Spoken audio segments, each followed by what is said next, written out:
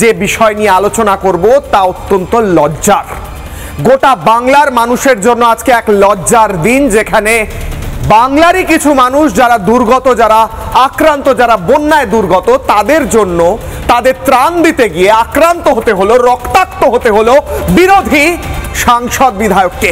লজ্জা লজ্জা লজ্জা! একজন বিরোধী সাংসদকে রক্তাক্ত করে, আক্রান্ত করে, আহত অবস্থায় কেন পাঠানো হলো হাসপাতালে? কারণ তিনি গিয়েছিলেন বন্যা দুর্গতদের ত্রাণ দিতে।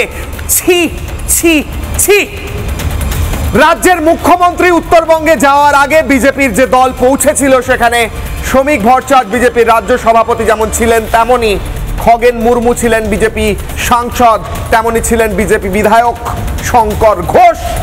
শঙ্কর ঘোষ ও খগেন মুর্মুকে প্রথমে জুতো দিয়ে মারা হয়, তারপর তাদের ধাক্কা দেওয়া হয়, রড দিয়ে মারা হয়, তাদের গাড়িতে রডের আঘাত করে বড় বড় পাথর ছুঁড়ে তাদের মাথা ফাটিয়ে খগেন মুর্মুকে আহত করে, রক্তাক্ত করে হাসপাতালে পাঠায়। তৃণমূলকে অভিযুক্ত করছেন বিজেপি বিধায়ক এবং সাংসদ। তারা বলছেন যারা অ্যাটাক করেছিল তারা বলেছিল আমরা দিদির সৈনিক। দিদির সৈনিকরা এসে আক্রান্ত করে, রক্তাক্ত করে আজকে কালো দিন হিসেবে সারা জীবনের মতো এই দিনকে চিহ্নিত করলেন। প্রথম